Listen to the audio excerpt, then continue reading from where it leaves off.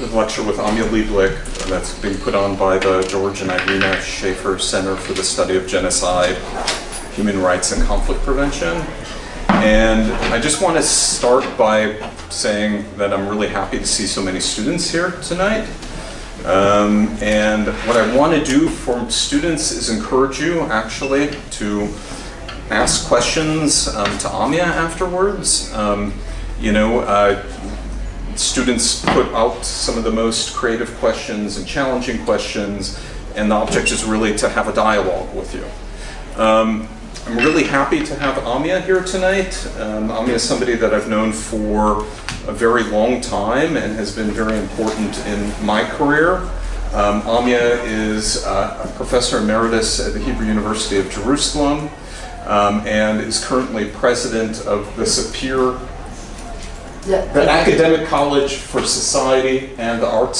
Sorry, yeah, I mixed it up. But and she's the author of many different books. I'll name just a couple of them: Narrative Research, Reading and Analysis and Interpretation with Rivka Tuval Mashiach and Tamar Zilber, 1998. More recently, she's written a book called In Spite of Everything is the English translation, The Story of a Binational Community, and Narratives of Positive Aging, Seaside Stories. So, very pleased to have you, Amia. Welcome.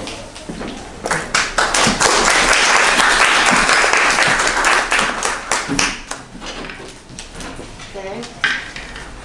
Glad to be here, and I'm going to speak without a microphone so I can move, but I think you'll hear me once we are adjusted to each other. I'm a scholar of life stories, and what I'm going to present today are two life stories that I've studied in detail. And the reason why I like to study life stories is because a story a person tells about herself or himself is always at an intersection between the identity and the culture that could be really discussed around this matter. So it's identity and culture. It's also the crossing point between past and present and future, between the individual and the collective, the group, the time. So there are many fascinating things you can do and analyze.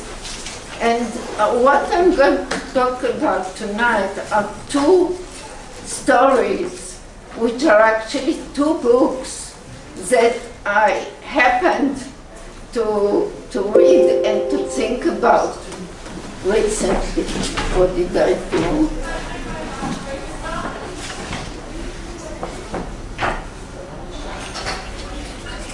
I think you're from. No.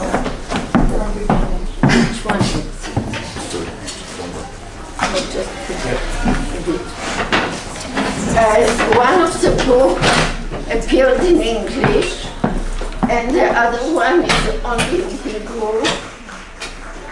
And I will explain why I think they belong into a little group by comparing these two books. I will start by this quotation from Porcelain. You may know, a poet, a Jewish Polish-French poet, and this is the translation to English of a line which said, "The poem intends another, needs this other, needs an opposite." I should have brought you the original in French, but I didn't. And I think that this puts in a nutshell my complete lecture. So if you remember this, you will really get the main point of what I have to tell you tonight. So remember it. And of course, as you know, I'm saying, of course, Paul Celan also committed suicide, as well as a number of writers and poets who wrote about the Holocaust. And they didn't commit suicide immediately, but several years later, 10, 20 years after their escape. So this is a general picture that we will come back in my discussion. The two stories I want to talk to you about are not as famous as Paul Celan or Primo Levi or any, but it's two individuals, both of them lived in Israel. Chajka Klinger is a female survivor. She was born in Poland in 1917 and committed suicide in 1958. So if you do your arithmetic quickly, she was about 40. And the second one, Beni Virtzberg, whose book is also in English, was born in Germany, in Hamburg in 1988, and was also survived and made Aliyah, as we say, made the immigration to Palestine. He lived in a city called Beersheba and committed suicide in 1968. Again, he was 40 years old. I was approached by Yad Vashem, which is a big Jewish memorial institute, to read and write about Beni Virtzberg's book, which has appeared very recently in English for the first time. And of course, he's dead already many years, so it's a republishing. But at reading this book, I was reminded of Chajka Klinger's story, and her story was written by her son. So let us see each one separately, but first a few points that I already mentioned. These two stories made some pattern in my mind. They are both Holocaust survivors who lost their entire families as well as friends and, of course, their native home, their language, all the losses we hear about in survivors. They both committed suicide at midlife, the age of 40 exactly. But what is really, kind of made this whole comparison is that they both were writers. They wrote extensively about their experience. About the first story that we will talk, Chajka Klinger, I know from this book written and published by her son, Avihu Ronen, in Hebrew, based on the diaries she wrote after the Holocaust. And the book, the second book, is a book that was written by the protagonist, by Beni Virtzberg, but his daughter added the final chapter, which tells about suicide. So these people are the two heroes of my talk, and I will give you a brief biography of each of them. First is this woman, Chajka Klinger. She was the fifth daughter of a poor Polish family. Her father had a grocery store. And when she wrote about her early life, she was absolutely not nostalgic about it. She writes about a very tough, poor childhood. And in spite of that, she managed to go to a high school, Hebrew high school, where she joined the youth movement, Hashomer Tza'ir, some of you may know, and this became the focus of her life, the youth movement. She left the family to live among youngsters and became very soon the guide, the madricha, as we say in Hebrew. So she became a youth leader and educator and prepared a group, 60 young boys and girls who lived together preparing themselves to make immigration to Palestine at that time and to start a kibbutz, you know, a collective village. But the program never came through. I mean, the plan was interrupted by the German occupation in 1939, and the group couldn't go on with the plans to make Aliyah, but went into hiding, and some of them were caught, and some of them were killed or put in concentration camps and killed later. But Chajka Klinger managed to escape personally, and a lot of time because her friends helped her and hid her. She was important for the group, and why? Because she was taking notes. And the book that her son wrote about her was named in Hebrew, meant to write.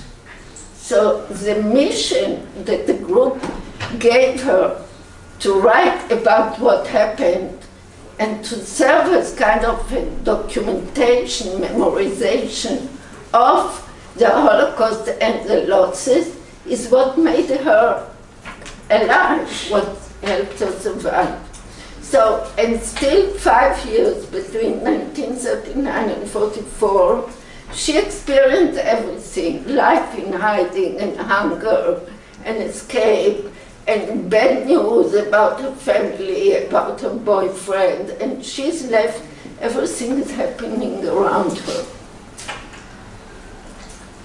In 1944, the people who remained from this Shomer HaTzair youth movement put her in hiding in a village, in a family, and that was hiding Jews, and they said, now it's your duty to write.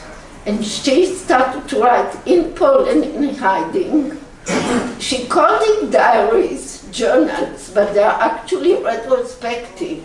She goes back in her memory to what happened 5 years ago, and she tries to document all that she knows and she remembers. And during the last years of the war, she tried to join the Jewish resistance in Poland, and she was in a lot of pain about the difficulties of this resistance and finally the destruction for this plan. In 44, right after the war, she makes Aliyah. She emigrates to Palestine. So 44 is 4 years before the establishment of the state. And she's accepted in a kibbutz where she makes a new relationship. She marries another survivor. They have 3 sons. And at this time, she is rewriting those diaries. And some of them are published, as well as many articles that she wrote in Jewish Hebrew journalism, daily newspapers, magazines, whatever. She also goes around the country and lectures about the Holocaust. And what happened in this way is that she opened her story to the public. It's something we will talk about more. But then in 1950, she starts a family. She has 3 sons. After each one of these sons is born, she goes into depression. Then she can come out of the depression, and in 58, she kills herself by hanging herself at the courtyard of their house in the kibbutz, which is a very aggressive and, how would I say, a way to really show everyone, that's what I did, this is what my life is worth. So these are the facts. I will talk about interpretation later. When I read the diaries that are published by her son, I see many themes that come up. You know, as we talked today also in Brian's class, when you have a life story, one of the things you can do, you are required to do, is to break it up into themes that come repeatedly in the story. And these are the themes. Look at the list. They are all very, very heavy, sad.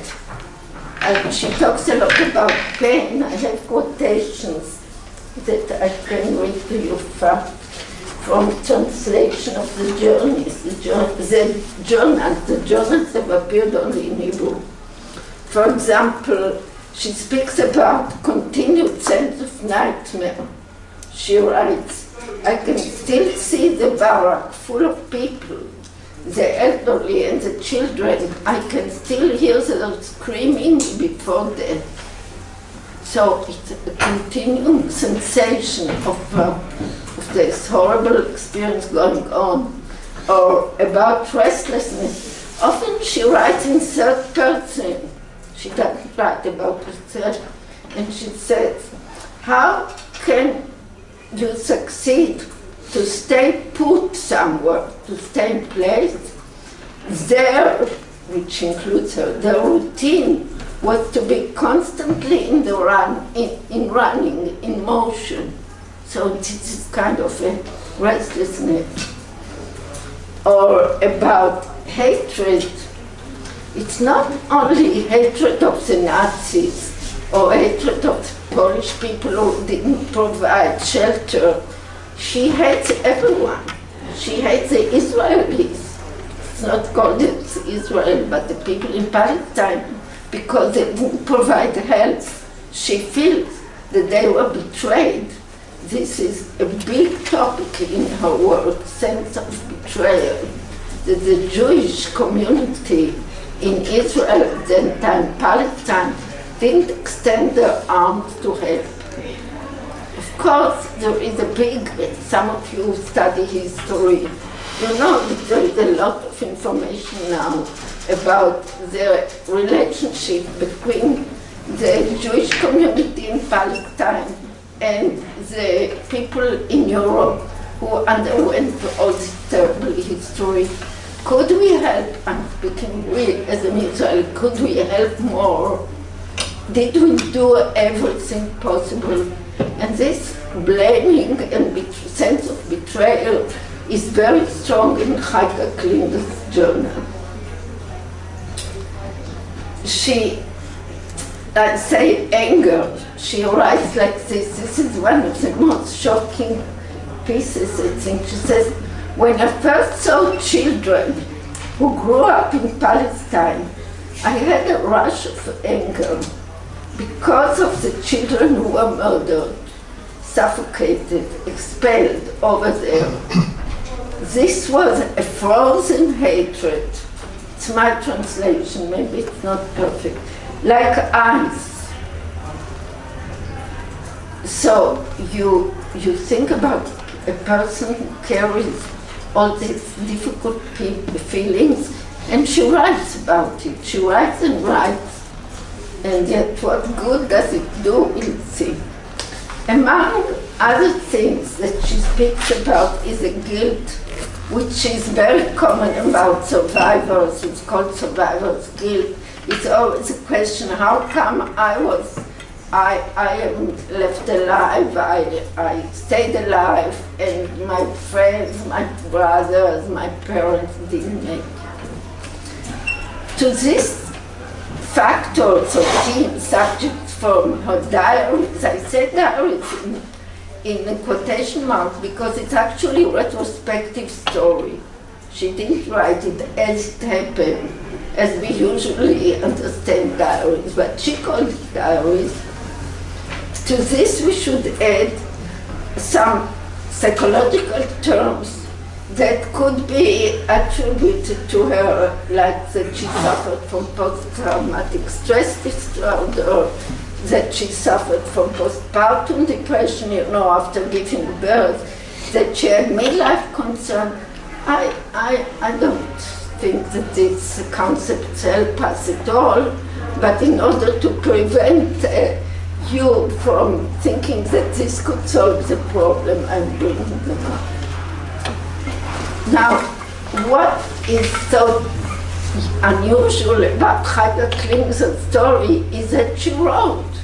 She was writing all the time. In her writing, she spoke in the we sense. She spoke about collective. She very rarely talked about herself personally. She spoke about a mission she has to talk about what happened for history's sake. And yet, she said it's very painful for her to write or to talk about what happened. And right away in the beginning, and this is also part of her son's analysis when he wrote, it's a question that comes back to Celan's quotation, how was she accepted? When in 44, it's very early, it's years before the Eichmann trial, which opened in Israel everything to the public.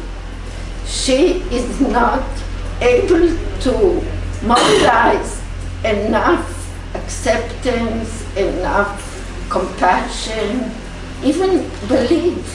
People told her, you exaggerate. This cannot be true. So who is the audience? At this time of very early in the history of Palestine, of even of the state, and especially leaders and different politicians, that she expected them to know and to listen to her and to come somehow embrace her story. But they didn't. Now, from the point of view of myself, for example, I'm a different generation, but as a listener, sometimes you withdraw from difficult stories, like when we sit in the movies and we cover our eyes when the most horrible scenes come up. So, from the distance of our, thank you. That's fantastic. So, Brian, I say that I understand the reluctance to understand and to be witnessing a terrible story. So the need for another. Did she get this echo, this response, this, I don't know, what container, acceptance, they call it, validation, to tell her this is true, this is horrible. So that is the first story. Second story, and the similarity is really so interesting, is Beni Virtzberg. He was born in Germany, but since his father was originally from Poland, in 1939, the family was deported from Germany back to Poland, like many of the, what they call Ostjuden. And after 4 years of difficult life in the ghetto in a small city, small town in Poland, he and his two parents are deported to Auschwitz. Right at the gate, several very dramatic things happen to him. He writes about it. And his mother is taken to one line, immediately to the gas chambers. He never saw her again. He and his father remain in the second line. And when he sees a German officer approach his father and tell him go left or right, I don't know, he runs to this officer, speaks in perfect German, because he knew he was born and raised in Germany. He speaks in perfect German and he says, just now I lost my mother, you can't take my father also. Who would believe that such a statement can really affect the outcome? But it did. This officer said, so stay with your father.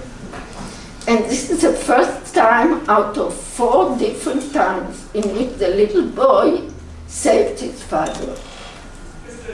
I think that this reversal of who saves whom, of father-child relationship, is something very difficult to carry on into life. The Beni Virtzberg boy was a very pretty young boy, speaking perfect German, as I said. So Mengele took him into his unit and made him a messenger. His life was, for Auschwitz, was rather okay. He was not tortured, he was not hungered, he somehow survived, and all the time he manages to keep his father alive. Finally, in January 1945, as you know, when the Russian and American army approached the concentration camps, the Germans took all the remaining inhabitants, remaining people into the death march, which was a very tough march in snow without any condition. And during the death march, finally, Beni Virtzberg witnesses the death of his father. His father drops down, and the Nazi soldier shoots him in the head. And he describes in so many words the picture that he says he can never forget of his father and his whole brain and blood scattered on the snow. But he has to go on. He survived 7 years of hell, he calls it, and then he comes to Israel. There are 10 boys who survived from Auschwitz, and as a group they managed to make Aliyah in 1946 and go to the same kibbutz, and he has a fantasy that he's reborn. It's a new person now. He tries to forget his past, and in 1948 he is drafted as a combat soldier to the War of Independence.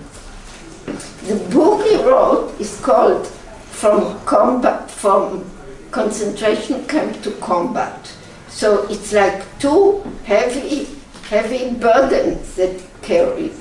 First, the history of the Auschwitz survivor, and then the War of Independence, where he lost 4 of the 6 close friends, of the 10 close friends that he had among the survivors. And yet he speaks Hebrew now.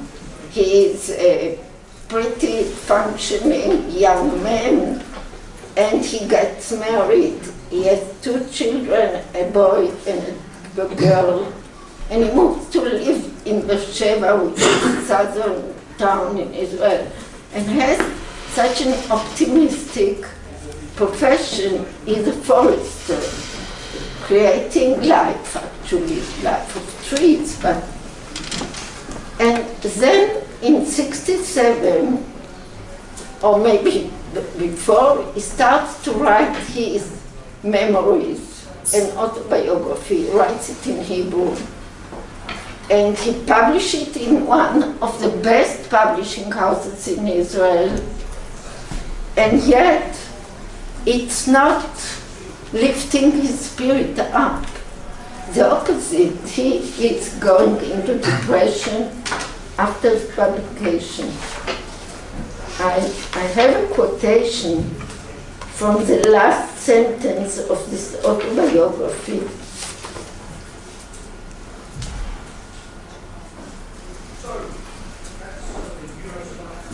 He said, 6 of us remained alive from this new group, but we were no longer 6 orphaned victims.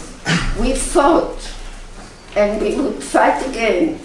So the Jewish children, wherever they were, should never become orphans as we had.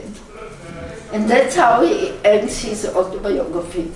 And how horrible it is that he made his 2 children orphans by committing suicide, by shooting himself in his head at home, where they discovered, they were able to witness what he witnessed about his father. So it's quite horrible. And let me say now, before I forget, that statistically, if you collect data about suicides among Holocaust survivors, do any of you guess what you find in comparison to similar control group in Israel or in the US? What do you find? There are more suicide, less suicide, or the same? They are the same. There are no more tendency to commit suicide after survival. And so these 2 stories are quite unusual in terms of statistics. We don't speak here about Primo Levi and Paul Cézanne, which each one is so special. But in terms of the general groups of survivors in good epidemiological studies, they are not at risk for suicide. And yet here we have it. I want to say something about the life story of Beni Virtzberg. If I did more thematic analysis of Chajka Klinger's work, here it's more a holistic type of looking at the story. I think that his story is a story about divided history and divided identity. And the fact that his book has about 2 big chapters, Auschwitz and then the War of Independence. He has his first part, which is childhood in the camps, and he is a miraculous survivor, wherein he had experienced the reversal of father-son relationship and the loss of parents in front of his eyes.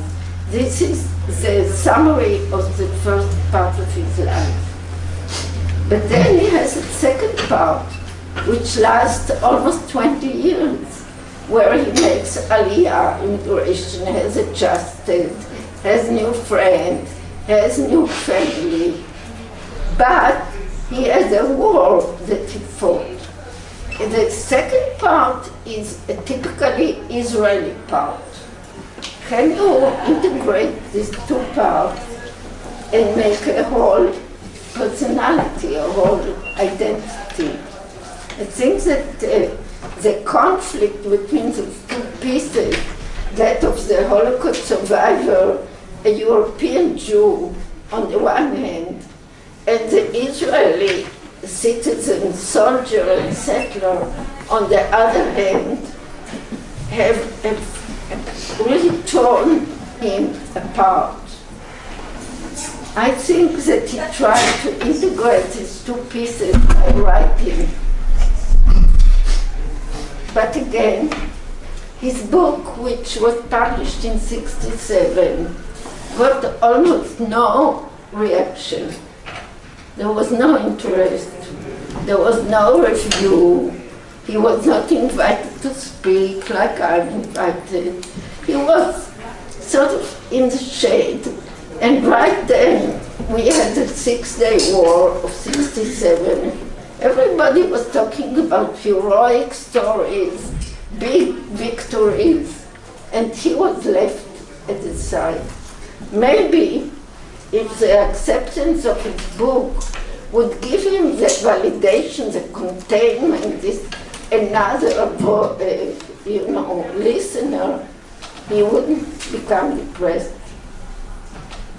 So that's why I saw these 2 stories as similar in so many ways.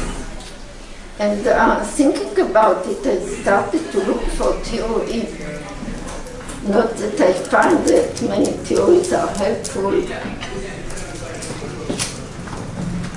One concept that I want to share with you is about resilience. Resilience is actually the ability to undergo stress and maintain your integrity, live with it, live with difficulties. In Israel we have what we call resilience centers, which are sort of community centers in the most risky part of the country, where people have to undergo shelling quite often. So you need to be resilient to cope with it. It's very similar to coping. Psychology theory is looking at resilience often as a personality trait. Somebody is born with its resilience inside, the ability to sustain a lot of stress. But the question is, if you are facing a terrible trauma, that is Auschwitz, or that is the escape in Poland for Chajka, and then you have to re-experience another difficulties. Have you used up your energy?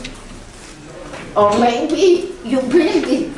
You know, there is famous saying, everything that doesn't break you makes you.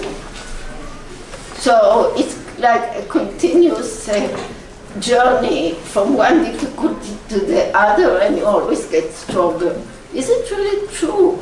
Or are people who have experienced very tough traumas, tough moments in their life, become more, in a way, weaker, unable to face a new trauma again? So there is a theory of energy depletion after you have faced with something so difficult. You will be always an ex-survivor that needs more attention, more protection, better shelter.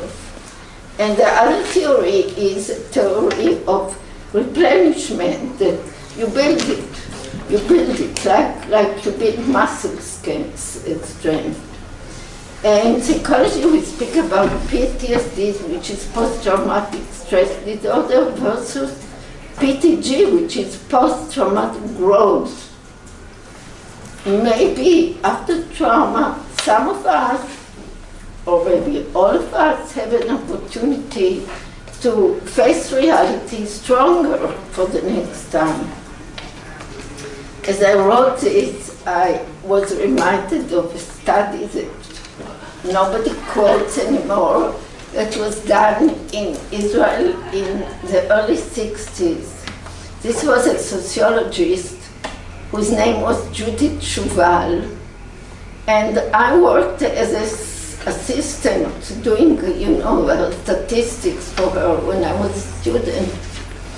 And she went into these temporary camps that were built for all the new immigrants who came after the establishment of state. You know, there was such a number that there was no housing. It's all been really very, very unplanned. And here there are all these refugees from the Holocaust and from the Muslim countries, and the state needed to integrate them somehow. And for the first few years, many of them lived in camps, which could be thought of similar to concentration camps. The living condition in tents or in very bad huts, and the weather, and standing in lines for food, some of them were fenced. How did people experience it? And Judith decided to compare Holocaust survivors who were in these camps that are called Mabarot, transition camps, to compare Holocaust survivors to other people who were in the Mabarot because they came on these waves of immigration but didn't experience the Holocaust. Many of them from Middle Eastern countries. And she found that Mabarot people were not weaker. They were actually better equipped to deal with its stuff, with its stress. And so the story of the Holocaust itself is not a full explanation of personal weakness that may lead to suicide. Of course, I'm sure some of you think that the people who survived were very strong people. Otherwise, they wouldn't have survived. It's not just luck. You needed some personal, stamina to be able to do this. So this is a story. I'm going to stop soon, but to remind you in the context of these are just 7 names from a list of names you could collect of writers and poets who killed themselves, and also not right away. They first became famous in their writing of poetry, and Bruno Bettelheim said it was different. He didn't write fiction, he didn't write memoirs. He wrote in psychology, but they decided to put him in this list. The other you may know, of course, the most famous one are the 2 first names, and there are so many studies about how come Primo Levi committed suicide, and even people who say it wasn't suicide, it was an accident. So the issue is not original in my view of these 2 simple cases of Chajka Klinger. So I end up with really reflection on how these life stories, what do they teach us? I want to remind you that, so what I call is the relationship between writing and suicide. And please forgive me for making such huge generalization. It's just because we have this limited time, I'm usually against such generalization. From a philosophical perspective, were people really able to write about their experience, which is a second point. Is writing possible? How to express what is beyond language? Many philosophical writers, Funkenstein and others, wrote about this. And the other question which I put first, because it came up earlier in the history of the field, is it moral to write? And you must know Adorno's very famous saying that to write poetry after Auschwitz is barbaric, because there is no language. And if you write about Hitler and how horrible he was, you actually kind of put his name into our culture, into our collective memory. So better be silent. These kind of questions come up a lot of the literature. And on the other hand, there are philosophers and other scholars who say we are obliged to remember. In Israel, it's a very famous saying, remember so it will not be repeated. One of the writers that I admire, his name is Funkenstein, Amos Funkenstein. He wrote about this issue and he said, what do you mean you don't have words to describe Auschwitz or all the horrors of the Holocaust? What do you mean you don't have words? Do physics scholars have words to describe a space of 5 dimensions? Or this minimal, elements that they assume are underlying our whole nature? But they do speak, they find a way to speak, they find a way to draw, they find with the computers way to express this unimaginable. He says every unimaginable thing is actually imaginable. And there is no such thing as unsayable. So this is a very interesting moral philosophical perspective. From a psychological, which is a more modest way perspective, The question is, and here Brian and myself, and I think Yen and others who do such study, have the question, is it really helpful to encourage people to write about difficult times in their lives, about trauma they experience, or even to talk about it? Maybe it's healthier to help them build walls against the experience and to really, what we say in psychology, to repress it, or you know, in some other defensive ways, put it away, deny that it happened. Usually, I am so much for talking and writing. It's actually the essence of my work in my career. Get people to talk and get to write, or write for them what their voices express. And yet these two stories that I've studied this winter, Chajka Klinger's and Beni Virtzberg, put a question mark on that. Maybe sometimes it's not helpful. And both of these people, the men and the women that I've presented here, wrote among their many pages of written stuff how horrible and difficult it is for me to remember these moments. And yet they wrote. But the writing didn't provide relief. This is a very strong statement, but maybe the condition for writing to be helpful is what Paul Celan said, the need for another, that there will be someone really empathic, somebody who would give his heartful listening to what you are trying to say. And this was missing for these two people. So I'm calling it complementarities. It's not actually a word in English. I forced the computer to print it. The complementarity of narrator and audience. That there will be some echoing through experience. And therefore I'd say we are actually in conflict between psychology and history. Because the people in Yad Vashem, for example, they want more and more documentation. You have to write it down. You have to look up for the survivors who are now in their 80s, because these men or these women never express themselves in oral way or in written way. We don't know what happened to them. This is historians. They want the facts. They want the numbers. They want all the data to be contained before it's too late.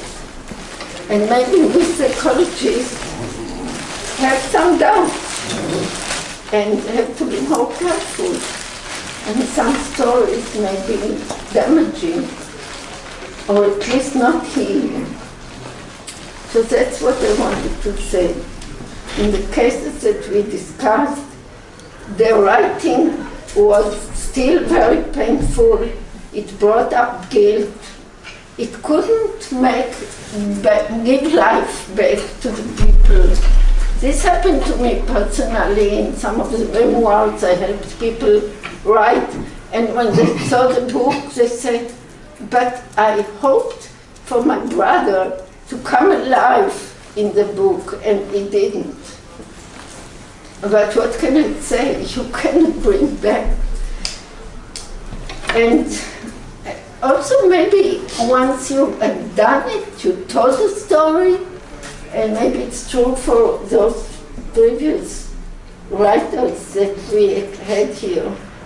Maybe after you did your writing, you completed your evidence sharing, you find that your life has no meaning anymore. What else do I have to do?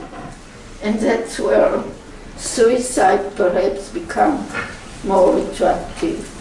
I'm sure there are other explanations for these two stories, but I think that they are giving us some ideas about newer and newer data that come up about the Holocaust. So thank you.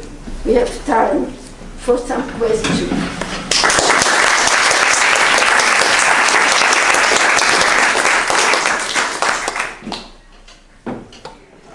So questions from, maybe start with students if you guys have some questions.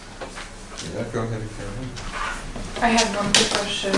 Did you see in your research and in your work as well any sort of relationship of gender as well versus when it comes to female versus male survivors? I didn't study it in a systematic manner. I'm very happy that the cases I've presented here, and I wrote a paper about them, is one woman and one man. So the gender issue doesn't become a matter of discussion here. There's recent studies about the specific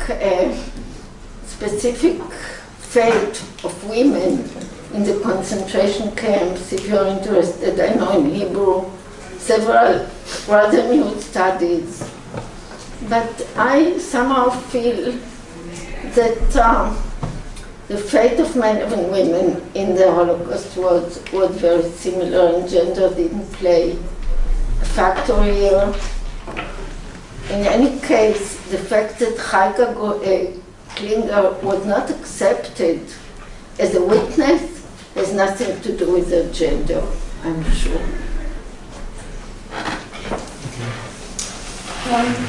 Yeah, I'm currently writing a thesis on looking at American women who have faced addiction and how resilience has led them to personal success in life. And so I was just interested in some of your methods you maybe use to qualify resilience when looking at narratives. You are asking about the concept of resilience? Yeah, and how you maybe qualified that, because it's such a broad... There is enough literature about it. There is both quantitative and qualitative measures for resilience. There are even questionnaires that you can look up if you're interested in this variable for your study. Usually it's after the fact. You know, when you see someone who came back into life after a very difficult period, you say, he was resilient or she was resilient. It's much harder to predict when you have a class, a room like this, and you give a questionnaire who will be able to sustain stress more. And indeed, when you have a trauma happening, there are many more factors than your personal resilience. For example, the life of your network, of significant others with you is a factor that is very strongly related. For example, in the army, if you have two soldiers who underwent exactly the same events and traumas, it's very hard to predict beforehand with resilience or with any other psychological measure who may be damaged. Actually, there's some physiological work even on that. At the Dasa Hospital in Jerusalem, they do some blood things and God knows what, but there is also biological relations. Go ahead. I was just wondering, because you were saying Chajka Klinger felt betrayed by the Jewish community in Israel because they didn't do enough to save the Jews in Europe. Was there kind of a counter-narrative from the early Israeli leadership, like people like Ben Gurion who came from the ranks of militia, that maybe the European Jews kind of brought it on themselves for not fighting hard enough? Yeah, that's a very good point. You know, one of the things that Beni Virtzberg writes directly about is the wrong narrative that we Israelis have that say that the people during the Holocaust were like lambs to the slaughter, that they went passively, completely passively to their fate. And This has been corrected some years later.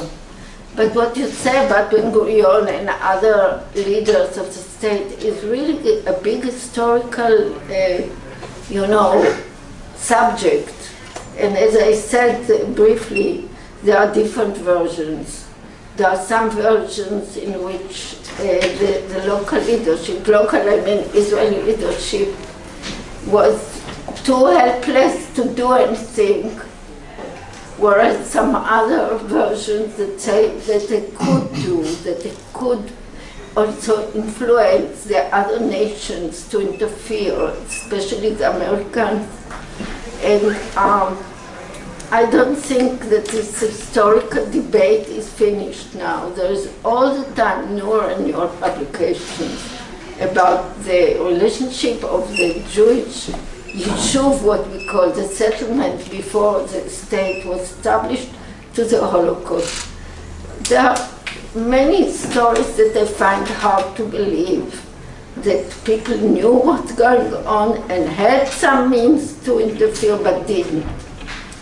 Maybe I'm too patriotic to feel that this is possible.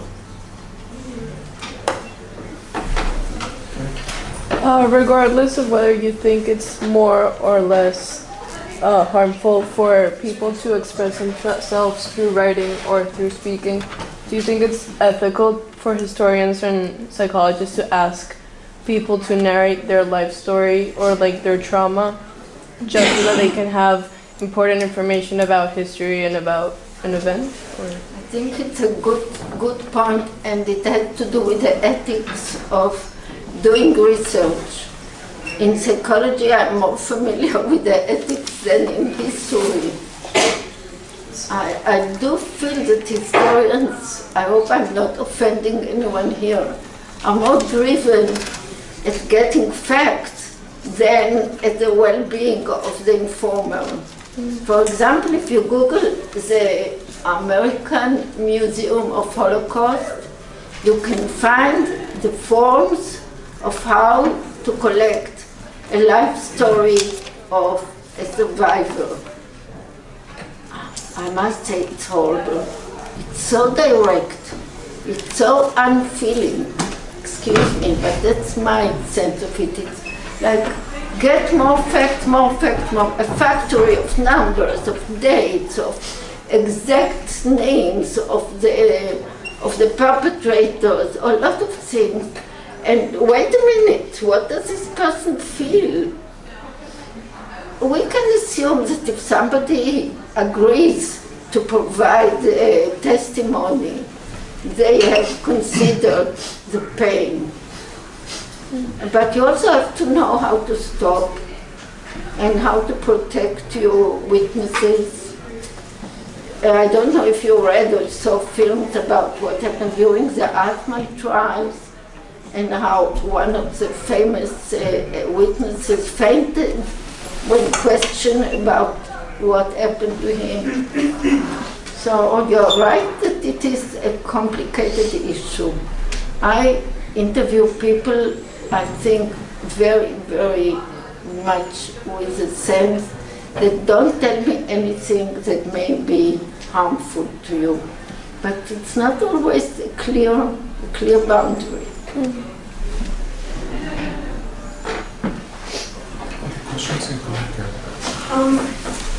I thought it was really interesting what you said about the relationship between the writer and who receives it.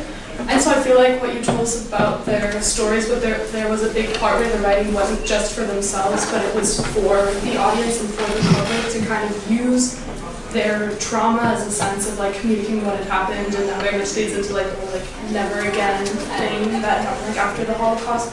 Do you feel like that kind of maybe induced like a sense of responsibility in them, that they were like, okay, I survived and I have the resources and the opportunity to write about this, so I have to provoke some kind of change or some kind of awareness through this, and that because that wasn't met, they kind of fell into that depression? Yeah, I agree with your assumptions. And the question is really, does writing for yourself, is it can it be healing when teenagers write about their love affairs and their boyfriend and this and that, things that happen to them? Does it help them? I do feel it does.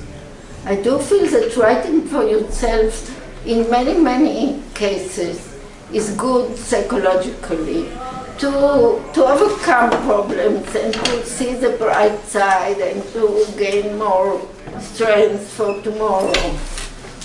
But here there is something extra. It's a writing about a catastrophe which was national, international, historic. It's not like writing for putting in the drawer, we say in Hebrew, to write for the drawer. It was writing to get a response. And it's Paul Celan who wrote such difficult poetry. I mean, it's very difficult to understand poems, even if you read them in the original. But he expected to be embraced for it, I think. So there is an extra responsibility when you don't write just about your own life story, but you write about something which is political, historical, etc. I did some work in Korea 5 years ago, 6 years ago, where I helped an international organization that collected stories of survivors from North Korea who managed to escape over the border. And the reason that we collected this story was totally political. We wanted the world to know about it. So this puts an extra, burden on the individual stories. Questions, students?